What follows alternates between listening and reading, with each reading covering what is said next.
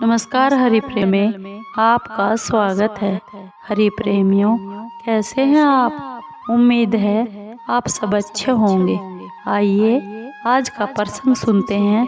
आज का प्रसंग है श्रीमद् भगवत गीता अध्याय 7। हरि प्रेमियों, वीडियो को अंत तक जरूर देखना। अगर आप चैनल पर नए हैं तो प्लीज़ सब्सक्राइब करें और बेल आइकॉन को ज़रूर दबाएं ताकि आप तक हमारे सारे नोटिफिकेशन पहुंचते रहे। हरि प्रेमियों, आइए जानते हैं। वास्तव में श्रीमद् भगवत गीता का महात्म्य इस वाणी द्वारा वर्णन करने के लिए किसी की भी सामर्थ्य नहीं है, क्योंकि यह एक परम रहस्यमय ग्रंथ है। इसमें संपूर्ण वेदों का सार संग्रह किया गया है। जो मनुष्य शुद्ध चित्त होकर प्रेम पूर्वक इस पवित्र गीता शास्त्र का पाठ करता है, वह भय और शोक आदि से रहित होकर विष्णु धाम को प्राप्त कर लेता है।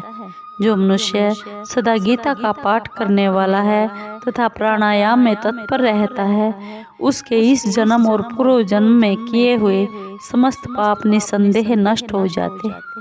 जल में प्रतिदिन किया हुआ स्नान मनुष्यों के केवल शारीरिक मल का नाश करता है, परंतु गीता ज्ञान रूप जल में एक बार भी किया हुआ स्नान संसार मल को नष्ट करने वाला है। जो साक्षात कमलनाभ भगवान विष्णु के मुख कमल से प्रकट हुई है, उस गीता का ही भली भांति गान करना चाहिए। अन्य शास्त्रों के विस्तार से क्या प्रयोजन है?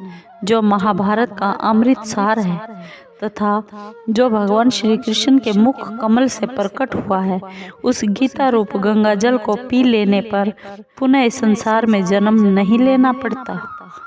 श्री भगवान बोले, हे पार्थ, अनन्य प्रेम से मुझ में आसक्ति चित्त तथा अनन्य भाव से मेरे प्राण होकर योग में लगा हुआ तू जिस प्रकार से संपूर्ण विभूति बल ऐश्वर्य आदि गुणों से युक्त सबके आत्म रूप मुझको संशय रहित जानेगा, उसको सुन। मैं तेरे लिए इस विज्ञान सहित तत्व ज्ञान को संपूर्णतया कहूँगा, जिसको जानकर संसार में फिर और कुछ भी जानने योग्य शेष नहीं रह जाता। हजारों मनुष्यों में कोई एक मेरी प्राप्ति के लिए यत्न करता है, और उन यत्न करने वाले योगियों में भी कोई एक मेरे प्राण होकर मुझको तत्व से अर्थात यथार्थ रूप से जानता है। पृथ्वी, जल, अग्नि, वायु, आकाश, मन, बुद्धि और अहंकार भी इस प्रकार यह 8 प्रकार से विभाजित मेरी प्रकृति है।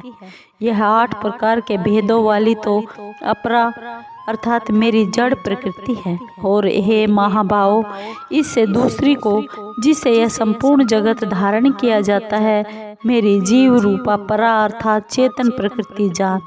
हे अर्जुन, तू ऐसा समझ कि संपूर्ण भूत इन दोनों प्रकृतियों से ही उत्पन्न होने वाले हैं, और मैं संपूर्ण जगत का प्रभव तथा प्रलय हूँ, अर्थात संपूर्ण जगत का मूल कारण मैं ही हूँ।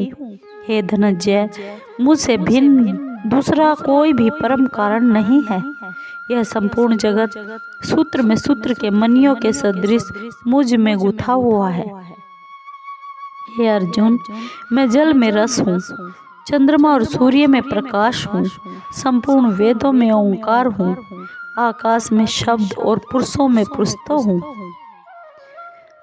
मैं पृथ्वी में पवित्र गंध और अग्नि में तेज हूँ तथा संपूर्ण भूतों में उनका जीवन हूँ और तपस्वियों में तप हूँ। हे अर्जुन, तू संपूर्ण भूतों का सनातन बीज मुझको ही जान। मैं बुद्धिमानों की बुद्धि और तेजस्वियों का तेज हूँ। हे भरत श्रेष्ठ, मैं बलवानों का आसक्ति और कामनाओं से रहित बल अर्थात सामर्थ्य हूँ, और सब भूतों में धर्म के अनुकूल अर्थात शास्त्र के अनुकूल काम हूँ। और भी जो सत्व गुण से उत्पन्न होने वाले भाव हैं और जो रजोगुण से तथा तमोगुण से होने वाले भाव हैं, उन सब को तुम मुझसे ही होने वाले हैं ऐसा जान, परंतु वास्तव में उनमें मैं और मैं उनमें मुझ में नहीं है। गुणों के कार्य रूप सात्विक, राजस और तामस, इन तीनों प्रकार के भावों से यह सारा संसार प्राणी समुदाय मोहित हो रहा है। इसलिए इन तीनों गुणों से परे मुझ अविनाशी को नहीं जानता, क्योंकि यह अलौकिक अर्थात अति अद्भुत त्रिगुणमयी मेरी माया बड़ी दुस्तर है। परंतु जो पुरुष केवल मुझको ही निरंतर भजते हैं, वे इस माया का उल्लंघन कर जाते हैं, अर्थात संसार से तर जाते हैं। माया के द्वारा जिनका ज्ञान हरा जा चुका है, ऐसे असुर स्वभाव को धारण किए हुए मनुष्यों में नीच दूषित कर्म करने वाले मूढ़ लोग मुझको नहीं भजते। हे भरतवंशियों में श्रेष्ठ अर्जुन, उत्तम कर्म करने वाले अर्थार्थी, जिज्ञासु और ज्ञानी, ऐसे 4 प्रकार के भक्त जन मुझको भजते हैं। उनमें नित्य मुझ में एक ही भाव से स्थित अनन्य प्रेम भक्ति वाला ज्ञानी भक्त अति उत्तम है, क्योंकि मुझको तत्व से जानने वाले ज्ञानी को मैं अत्यंत प्रिय हूँ और वह ज्ञानी मुझे अत्यंत प्रिय है। ये सभी उदार है, परंतु ज्ञानी तो साक्षात मेरा स्वरूप ही है, ऐसा मेरा मत है। क्योंकि वह मदगत मन बुद्धि वाला ज्ञानी भक्त अति उत्तम गति स्वरूप मुझ में ही अच्छी प्रकार स्थित है। बहुत जन्मों के अंत के जन्म में तत्व ज्ञान को प्राप्त पुरुष सब कुछ वासुदेव ही है। इस प्रकार मुझको भजता है वह महात्मा अत्यंत दुर्लभ है। उन भोगों की कामना द्वारा जिनका ज्ञान हरा जा चुका है, वे लोग अपने स्वभाव से प्रेरित होकर उस नियम को धारण करके अन्य देवताओं को भजते हैं, अर्थात पूजते हैं। जो सकाम भक्त जिस देवता के स्वरूप को श्रद्धा से पूजना चाहता है, उस भक्त की श्रद्धा को मैं उसी देवता के प्रति स्थिर करता हूँ। वह पुरुष उस श्रद्धा से युक्त होकर उस देवता का पूजन करता है और उस देवता से मेरे द्वारा ही विधान किए हुए उन इच्छित भोगों को निसंदेह प्राप्त करता है। परंतु उन अल्प बुद्धि वालों का वह फल नाशवान है तथा वे देवताओं को पूजने वाले देवताओं को प्राप्त होते हैं और मेरे भक्त चाहे जैसे ही भजे, अंत में वे मुझको ही प्राप्त होते हैं। बुद्धिहीन पुरुष मेरे अनुत्तम अविनाशी परम भाव को न जानते हुए मन इंद्रियों से परे मुझ सच्चिदानंद घन परमात्मा को मनुष्य की भांति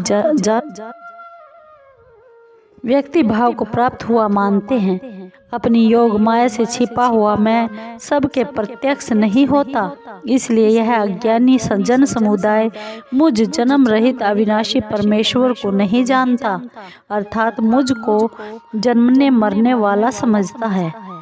हे अर्जुन, पूर्व में व्यतीत हुए और वर्तमान में स्थित तथा आगे होने वाले सब भूतों को मैं जानता हूँ, परंतु मुझको कोई भी श्रद्धा भक्ति रहित पुरुष नहीं जानता। हे भरतवंशी अर्जुन, संसार में इच्छा और द्वेष से उत्पन्न सुख दुख आदि द्वंद्व रूप मोह से संपूर्ण प्राणी अत्यंत अज्ञानता को प्राप्त हो रहे हैं, परंतु निष्काम भाव से श्रेष्ठ कर्मों का आचरण करने वाले जिन पुरुषों का पाप नष्ट हो गया है, वे राग द्वेष जनित द्वंद्व रूप मोह से मुक्त दृढ़ निश्चयी भक्त मुझको सब प्रकार से भजते हैं। जो मेरे शरण होकर जरा और मरण से छूटने के लिए यत्न करते हैं, वे पुरुष उस ब्रह्म को, संपूर्ण अध्यात्म को, संपूर्ण कर्म को जानते हैं। जो पुरुष अधिभूत और अधिदैव के सहित तथा अधियज्ञ के सहित मुझे अंत काल में भी जानते हैं, वे युक्त चित्त वाले पुरुष मुझे जानते हैं, अर्थात प्राप्त हो जाते हैं। हरि प्रेमियों, आपको ये वीडियो कैसी लगी? अगर आपको वीडियो अच्छी लगी हो तो प्लीज़ लाइक कीजिए, शेयर कीजिए, सब्सक्राइब कीजिए और कमेंट ज़रूर कीजिए। धन्यवाद।